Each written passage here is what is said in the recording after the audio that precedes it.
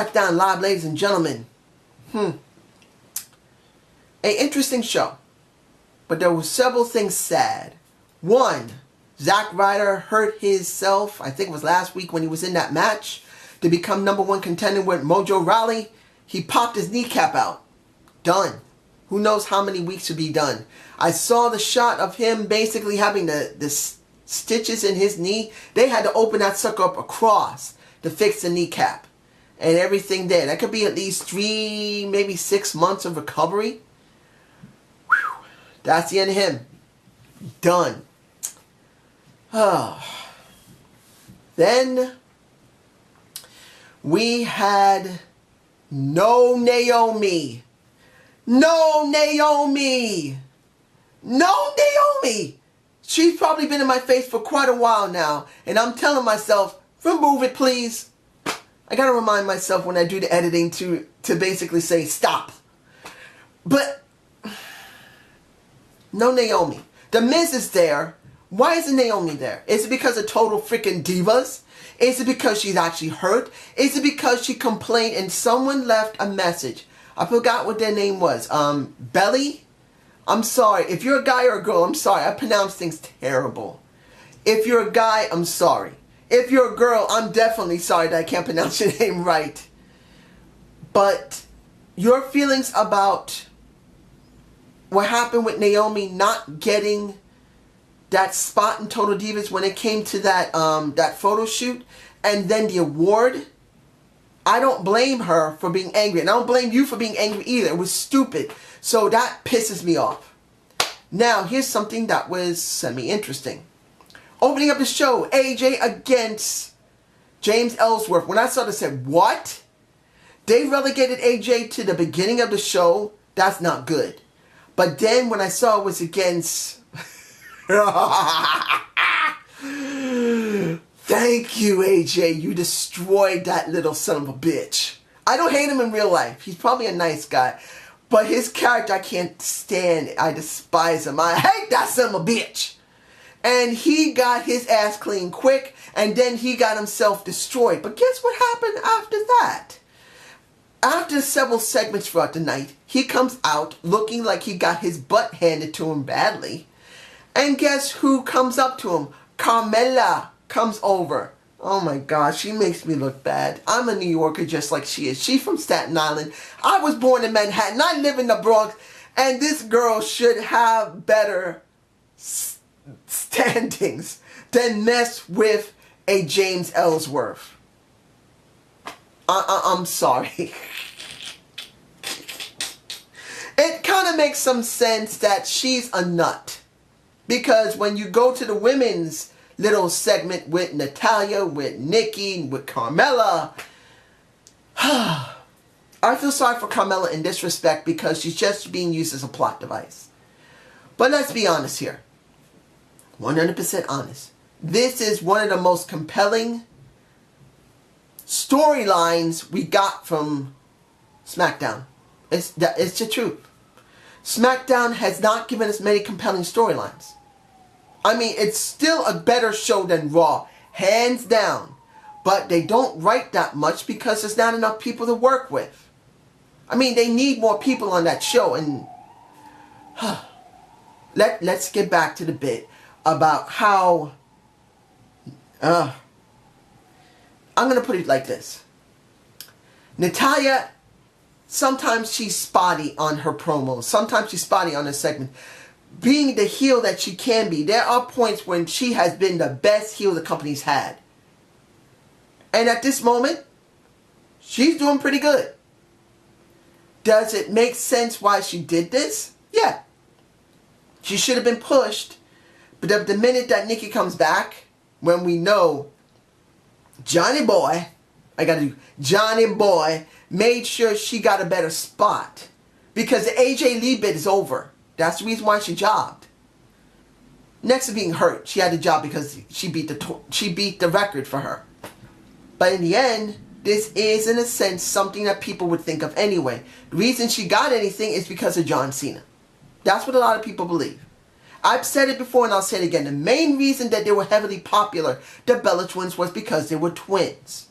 Now, do I believe that she has earned the right to be pushed? Now, yes, she worked very hard and she did the best she could under the circumstances of trying to break someone's reign just because her husband, her hubby, we're talking about CM Punk, fucked the company. That's the truth. But do I find this storyline compelling? It's the best one they can give us right now for 2016. We got about a week left. So hopefully 2017 we get something better. Mojo Rawley dealing with Kurt Hawkins and Ron, what is his name? Ron Phillips, the one from Shooter that Randy Orton did the, cameo for. Was it interesting? Not really. They just did this to plug Shooter. I've always hated this, that any promotion having to plug another show sucks. And that's the reason why Ron Phillips was there. He didn't care about Randy Orton. Maybe they might actually be friends, but they don't give a fuck about him. And then becoming friends with Mojo Rawley, this is a storyline, and it's kind of sad. As I said, sad about certain things. Kurt Hawkins was supposed to be something. Watch and see the Kurt Hawkins storm. You have just been touched by Kurt Hawkins. Come on. You push him with these really corny vignettes and you do absolutely nothing with the guy. Kind of reminds me of Apollo Crews. Wait a minute. He actually had a match. Ah! What? Oh, I forgot. He lost. He's doing nothing on Smackdown. He might as well go to 205 Live. And that's saying a lot because 205 Live sucks. No character development, no storylines, and no extreme high impact wrestling that the Cruiserweights are supposed to get. Only one thing that might be interesting is Neville. And right now Neville's supposed to be doing eventually a match with the Brian Kendricks versus Swan and TJ Perkins. I still like TJ. I honestly do. I liked him when he was Manic. I know people think it was stupid as Manic, but I like him. I just do. But in the end, that's it. He lost that freaking match. But here's something that was actually interesting that works with The Miz and actually makes things interesting. Renee Young had her moment. We normally don't see Renee Young do anything out of just doing basic commentator or interviews. And The Miz actually pushed her into it. Basically saying, how do you feel about this situation with Dean Ambrose being in your head? Oh, really? He ain't in my head, honey. He's in you. But, oh, wait a minute. He's not in your head. He basically is in your pants. Smacks him in the face. And what happens later in the night? We got Dean Ambrose versus Luke Harper. And I'm saying this now. I am very happy for the Bray Wyatt. Taking away from Randy Orton. I know a lot of people say that Randy is hot or he's not. When he's interested in something, he's hot. And he's doing it good. He's actually doing something good with Bray Wyatt. And Bray Wyatt, since he's got a title, is now being pushed. He deserved it. Like I said in July into August, put him with somebody to get a title. Push those two bastards. And give it enough time that Bray Wyatt gets such credibility that he can break off and be a competitor on his own again. And then give him a freaking title alone. WWE, it's not that hard of a formula. But it was alright. This segment was fine. The match was alright. Dean wins, of course. Because of what happened after that. He got his ass kicked by the Wyatts. I want to say this. The segment with Renee Young and The Miz was very good. This was not. You know why? It wasn't the fact that The Miz grabbed him and gave him a stone-crushing finale. It wasn't the fact that his wife gave him a juicy-ass kiss that most men dream of. I'm one of them. Actually, I'm 96 of them. I don't get that often anymore. But it's the point that Renee Young did not come to the freaking ring. Renee should have came to the ring. She should have went down to the ring after the Wyatts left. She could have gone to the ring. You could have done something, but we don't have anything with Maurice.